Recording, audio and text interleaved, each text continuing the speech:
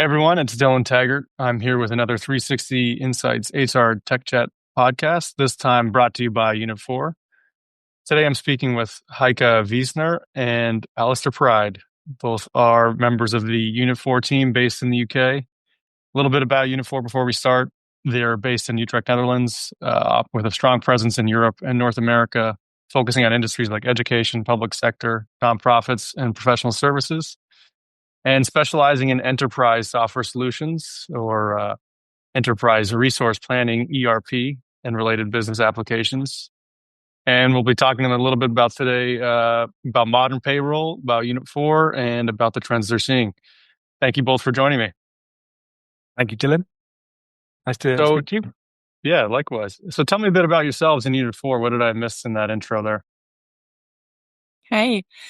Hey, everybody. I'm Heike Wiesner. I'm the Global Growth Director for HCM here at Unit4. And I've spent, give or take, the last 8 years now in the world of human capital management, looking to help organizations to turn their payroll and their HR solutions from a back office function more into a strategic asset. Now, when it comes to Unit4, we like to think that we are helping organizations to reimagine how people in organizations work together. Right, our platform brings HR, payroll, and finance into a seamless system. Dylan, you touched upon that, right? So we really believe in supporting organizations just with a single solution to help them simplify compliance, but also to help people to deliver their best work. Today, I like to focus on sharing how smart HCM technology can really help organizations drive growth and boost engagement, and also sort of respond to this fast changing environment that we are finding ourselves in today. So if we think about systems and people working together and not in isolation or systems even dictating what work should look like, then great things can happen. So I'm really excited of being here, and thanks for having us. Pleasure. Me next. Thank you for that, Heike. So I'm Alastair Pride, like Dylan said, based in the UK. I really focus on payroll implementations. So my role within Unit4 is taking customers from not using the software to using the software. And then also for those customers that are already using the software, in how to do that better, how to improve things and how to add things on and expand their offering. So I'm really focused on payroll within the ERP, working alongside finance and HR colleagues as we're doing that. And that's my role, really. That's a complete focus on payroll. Nice. Well, thank you both for joining me. Yeah, payroll is one of those things I want to touch on today. There's a lot of new payroll trends emerging, because payroll is one of those things where if it's not perfect every time, you as the worker, getting paid, tend to remember it. You don't really think about your pay until there's a mistake. Incorrect payroll immediately makes you erode trust in your employer, especially if it happens repeatedly, and especially if it's early on in the employment. And this can kind of be at any role or any level. And what we've been seeing at 360 is that in high mobility or high demand fields, especially for hourly workers, payroll strategy and consistency can be what keeps people around. But that happens also in every industry. So in this world of immediate gratification where people want to be paid on time, want more flexibility, what are the trends that you're seeing, and what does 2025, what does payroll in 2025 look like to you? Great question.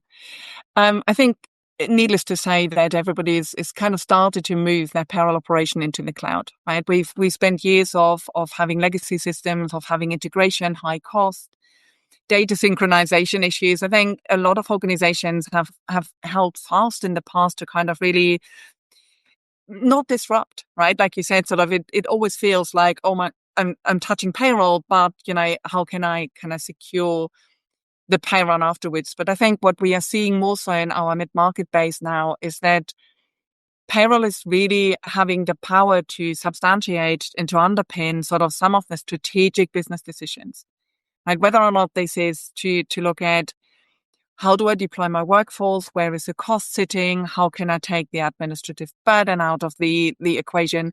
But also sort of this real need for a single source of the truth across the totality of the business functions. If you integrate payroll into a finance system, you need to maintain sort of the connection points. You are potentially also having different views of the same data, whether or not you talk to HR or you talk to finance.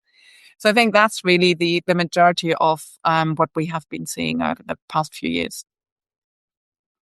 Yeah, I would echo that really. I can't add too much more to that from what Heike said. I think move to cloud is really important. I think you're seeing that across the software industry. And I think as an implementation type person, somebody dealing with payroll, I think my message to anybody using software is you've got to stay on the latest version. If you want the latest innovations, if you want the latest tools, you can't be on a 10-year-old version. So I think moving into the cloud and moving on to the latest version of the software that you're on is really key.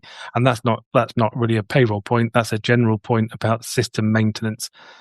And I think going back to the introduction that you gave, Dylan, I think is exactly right about payroll is that the thing that I find most exciting about payroll is it is critical. You do need to pay people. People do want to turn up and do the job, but they want to be paid for it.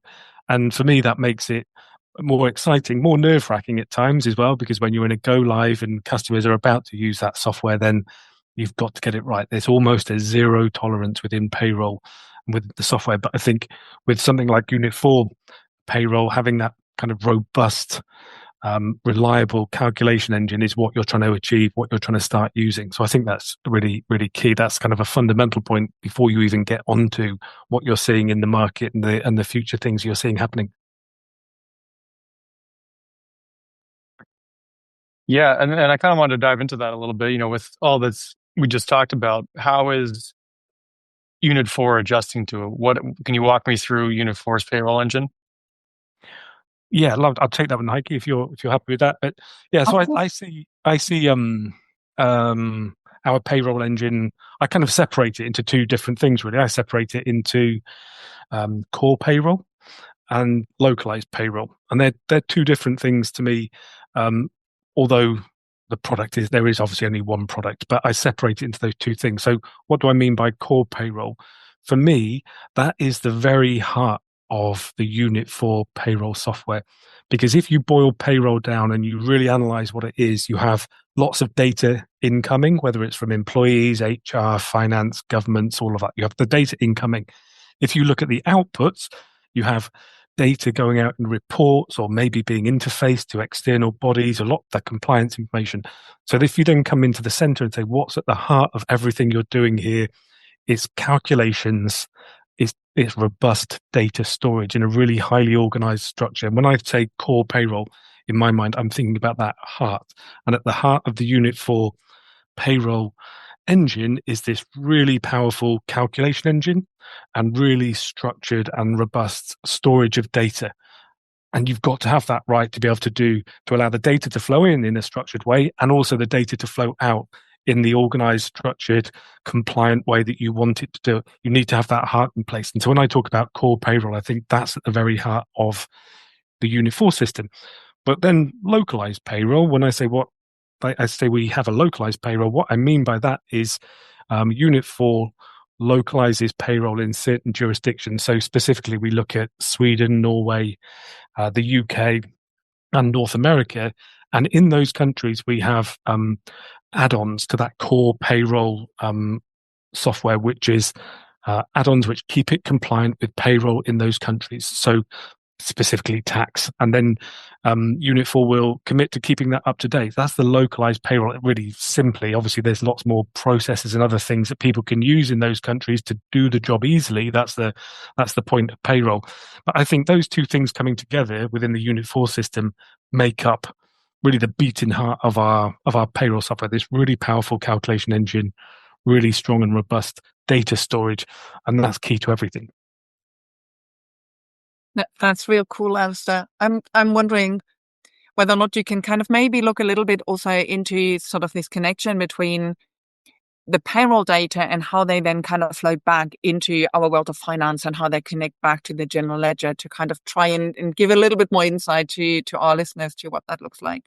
Yeah, no, you're right. That is the essence of ERP really, is that you've got this single source of data. You are only using things once, whether it's come from HR or finance or whoever it's come from. You're using that data once, and our payroll software does that. But that integration into the general ledger, I call it an integration, but it's not a separate piece of software. It's not an external tool that does that within our software. It's a seamless move of your payroll transactions into the general ledger. It's linked, and payroll every period, every time that payroll is run, once you commit that payroll, those transactions are then available in your general ledger. And I think that's really powerful. It's something that I see when customers are doing that on a bi-weekly basis or a monthly basis, and they're kind of pressing that payroll button and committing their payroll. Those numbers are going into the general ledger, and you kind of take it for granted. You take it for granted that it just happens within the Unit4 system. And I think that is really powerful. It's certainly a lot easier than watching things that may be passing information from one system to another, maybe falling over, maybe being subject to security issues, and all of that kind of worry that you might have if it wasn't integrated.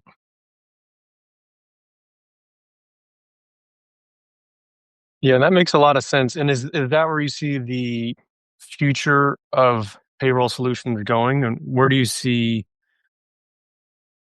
payroll solutions moving for the rest of 2025 and beyond?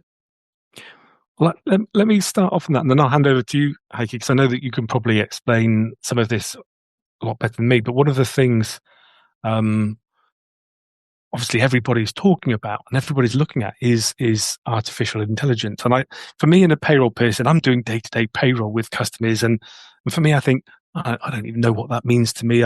It's kind of like one of those things that's off there in the distance, and it's in the news being talked about. But we've got tools and things coming along that are based on AI. And one of the things I'm specifically thinking about, which Heike will be able to talk about better, is Payroll Navigator.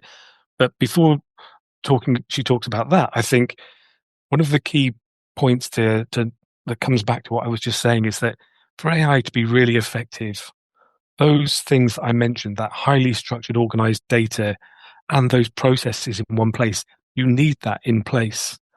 I don't know, Heike, whether it's easier if I leave you to say something more about Payroll Navigator, but I think the foundation within an ERP system of having that data in one place and highly structured and highly organized is essential for this future that we're looking at now when people talk about AI.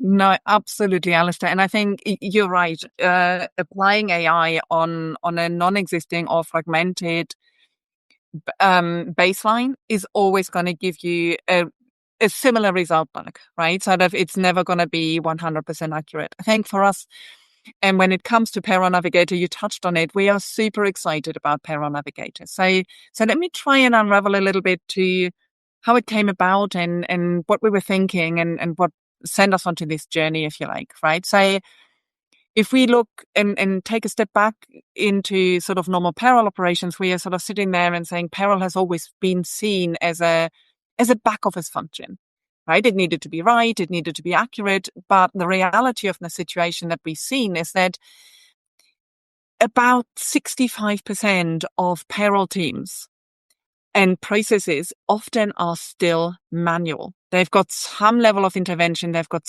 as a result of it, errors, potentially missteps that are kind of coming through.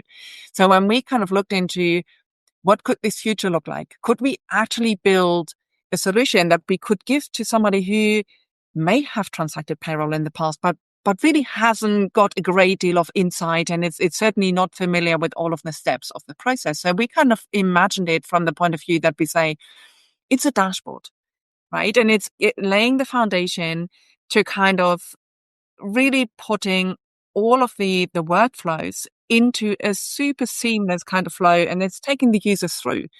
And so when we are actually talking about Payroll Navigator, we are actually saying we want to give the payroll teams a real-time view of all of the pay groups that they are actually having to complete and to transact, and to take them on a guided step-by-step journeys through that process. So we're taking out the guesswork. We are sort of taking out sort of any error for sort of missteps, and we are setting very clear priorities and ultimately a faster sort of resolution time.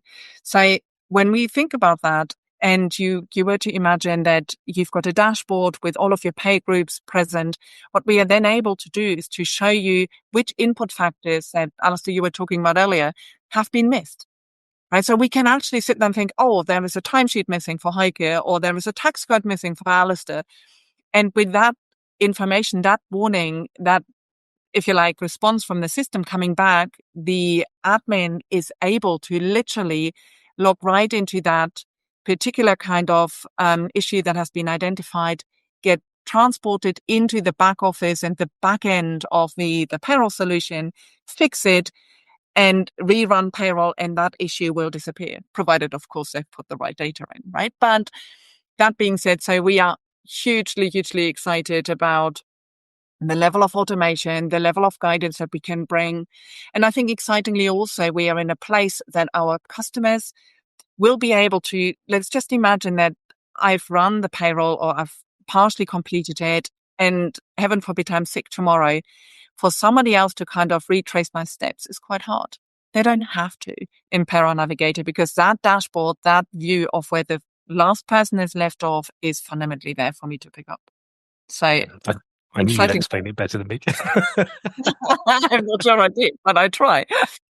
I try. No, I think it is really exciting as well. And I think a lot of the time you hear people talking about user experience, and it's often focused on the employees using the system. Is it easy and intuitive for employees to use? And I think the fact that this is an improved user experience for a payroll team, I think that's really exciting, because payroll teams often feel like we're sitting in the dark corner, often overlooked and neglected. And so to have this new way of working, an innovative way of working, one that sets things up for the future, I think is really exciting.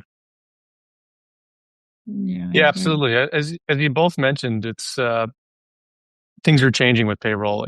As you both said, it used to be a back office function, but now it's more of a strategic resource. It's integrating with performance, overall trends, cost analysis.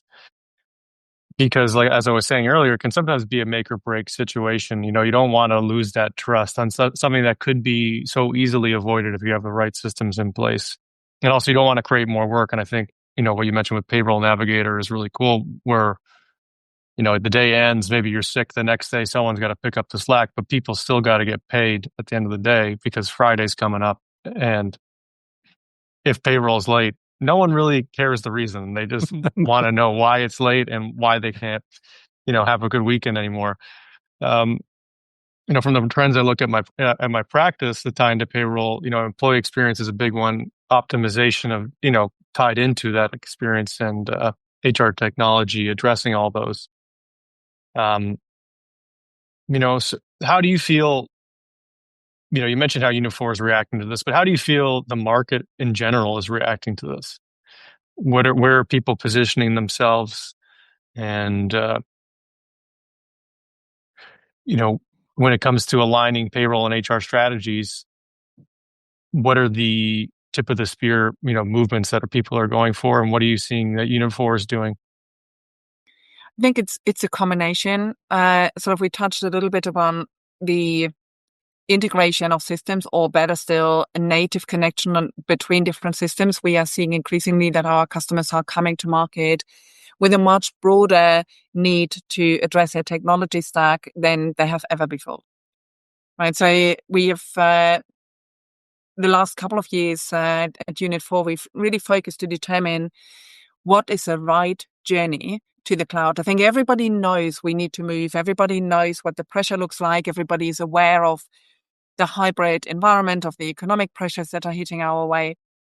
But ultimately, what we then also come back to is this moment of, how do I bring certainty into my business operations? And that's where sort of this shift that we are seeing, certainly in the mid-market, to rely on the vendors more, to get to a point that they're getting a different level of support that they potentially have seen from vendors in the past as well, right? Sort of, it's not this yes, I commit to a vendor, that vendor gives me a software solution, and I'm then on my own and I'm stranded and I'm kind of left to pick up the pieces as they sort of materialize through the process. I think what we are seeing now, and Unit4 made a huge change in the way that we are thinking about our customers, is to kind of really not just talk about customer value and customer life cycles, but to actually mean what we say, to kind of be there in the moments when processes are changing, when an organization is going through rapid growth, where there is a real need for a realignment of the existing structures. So we built a sort of customer support function that is kind of taking essentially really this early setup into account, where we are kind of, helping customers with industry specific kind of out of the box functionality that has kind of grown over years, to then making it much more tailored towards their individual nuances and therefore also potentially change processes. Right? To kind of get into your point that we're saying, well, actually, if you look at a council that, they might have had the main council estate sort of managed through Unit4, but they are taking on a local school, all of a sudden teachers' pension will become a huge issue for them to resolve. So we have got those building blocks in place to kind of give them sort of a helping hand as and when needed to kind of, try and have a partner and not just a software solution that then requires a huge amount of reprogramming. And I'm thinking actually, Alastair, maybe that's a good time for us to also reflect a little bit on what Extension Kit can do in that process. What do you reckon? Yeah, I think you're right, because I think, Dylan's question about market trends, I think Extension Kit does fit into that. And because what it fits into is, how do you do more for less, and how do you do things easier? I think Extension Kit is interesting. Extension Kit's one of those terms that we start to use within the company. We assume people know what it means, and I think as a payroll person, I sit and think, what does that mean for me? But so the way I see Extension Kit is, it's firstly a tool that moves data, say, from one system to another, but it can do other things as well. It can monitor the system and flag for you when things need attention and other things. So it's this tool that can do different things. All of those things are designed around making the job easier, more efficient, quicker, more reliable. And I think the other thing about Extension Kit, which I think is really cool, is that it doesn't rely on really expensive IT consultants. So you've got this kind of flow, this thing going on that if it breaks, you need to get people in, you're paying money to do it. I'm seeing clients using Extension Kit themselves. Their own in-house IT teams are more than comfortable having the skills themselves to develop it, maintain things, add on new things if they need to. And I think that is all about doing more for less. And I think that's, because I'm dealing with customers who are implementing software or developing their software, that's the big thing that I'm seeing. I work with a lot of not-for-profits and professional service organizations, and everything that they want from their payroll and their ERP solution really is, can it do more for less? And I think Extension Kit is one of those tools that does exactly that. Yeah, it's a reoccurring theme I wanted to bring up as well, because another growing trend I've noticed is that people want faster and smarter deployment of payroll, especially amongst small businesses and medium-sized businesses, partly rooting back to that, the demand of people wanting to be paid on time, but people also wanting to know in real time how much their labor has made them in return. So they want that access, that easy access into payroll, to look into payroll. And with about, 25% of American workers, and similar in the UK and Germany, working hourly or part-time, there's even more of a demand, because there's so many more factors involved with paying an hourly worker than it is just someone on salaries getting paid the same every week. Yeah. Why do you think this is happening, and how do you feel that, how is Unit4 addressing these trends? You mentioned, in the Extension Kit, but how do you feel that Unit4 is addressing this demand for faster and smarter deployment of payroll? let me let Heike start off on that. There's but like, no, actually, well, let me kick off, Heike, rather than just be passing that ball to you, because I think this is a good question, Dylan. I think Unit4 have addressed it in a really exciting way. And the reason I decided to take it from Heike to start with is I'm doing implementations. And so for me, if you go back 10 years and look at ERP projects which lasted for 6 months or 2 years to get done, customers can't afford that anymore. That's not realistic. And that's not what customers want. That's burning through money unnecessarily. So what Unit4 have done is implemented success outcomes. And success outcomes is a way of customers consuming our services in a way that delivers outcomes really quickly. So you've got this fixed outcome. Customers can see that fixed outcome. They can say that that's what they want. And the implementation, when it comes to somebody like me and I'm working with the customers to do it, we know that we're going to get to that endpoint in the defined period of time, and the customer's going to get what they want. Importantly, it means they are using, let's say they're going from scratch to using our software, they're using the software quickly. And I think that's really key, because for me, I think if I'm on a project for 3 years and the customer's not using it, particularly if I'm working for like a charity or something like that, I think, is this a good use of the money? And I think that's not the world we're in anymore. We need to get to that outcome quickly. And our success outcomes are really driving that. But then the other thing that I really like about success outcomes is the kind of the building block feel that you've got to it, where you can say implement payroll, and you can use it. You can start using it quickly. You're meeting all of your compliance requirements that you've got, but you can then start building and taking new success outcome packages and adding it on to expand your solution to make it more either efficient or to widen it out into other areas of the business so that you're doing more things for less. I think that's really exciting about success outcomes. That's something I really like about it. So I kind of wanted to pass it to you, Heike, and then decided to take it. But is there anything you would add to that? No, I really love that, Alastair. I think there are a couple of things that went through my mind that I would quite like to touch upon. I think the first one is to Dylan's point. If we look at the workforce and the composition of the workforce, it is vastly changing, right? I think the benefit we have got is we don't have any limitations of which type of, if you like, employment contract we're able to handle.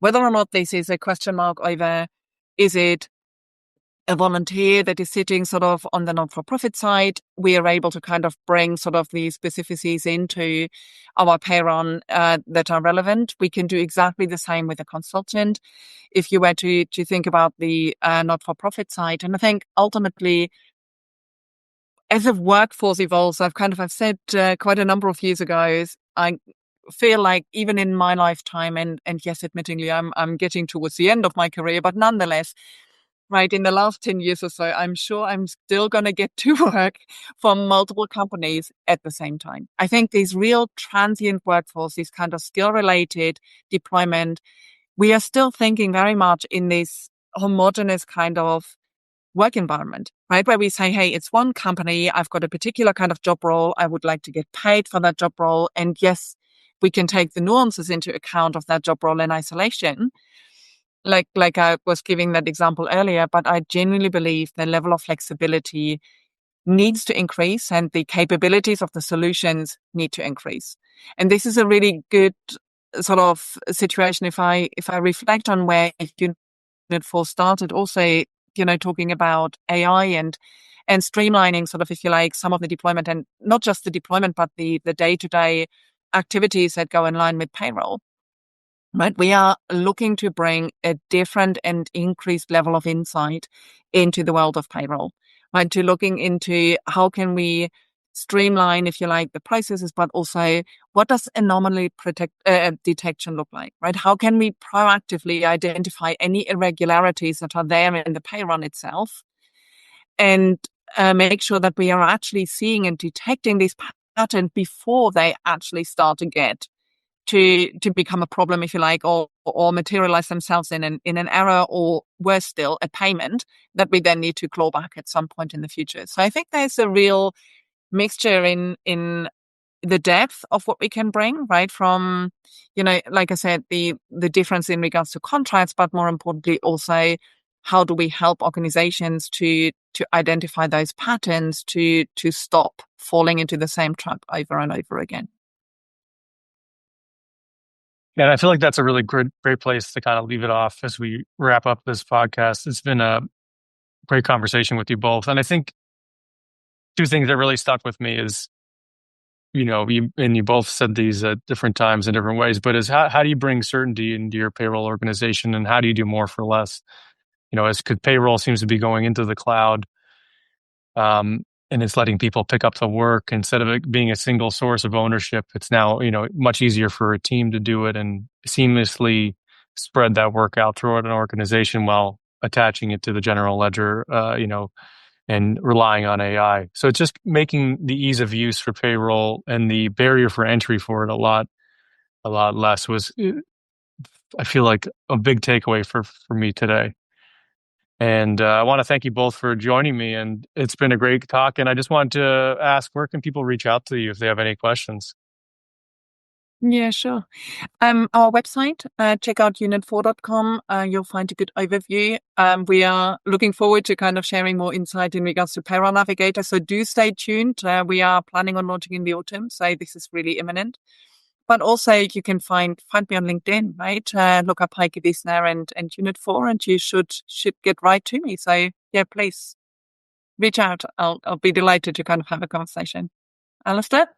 Yeah, same for me, really. I'm on LinkedIn. I'm happy if anybody wanted to reach out to me and ask to see the Unit4 payroll, and I'll see what I can do to give you a quick glimpse. Awesome. Well, thank you both for joining me, and thanks everyone for tuning into this latest 360 Insights HR Tech Chat.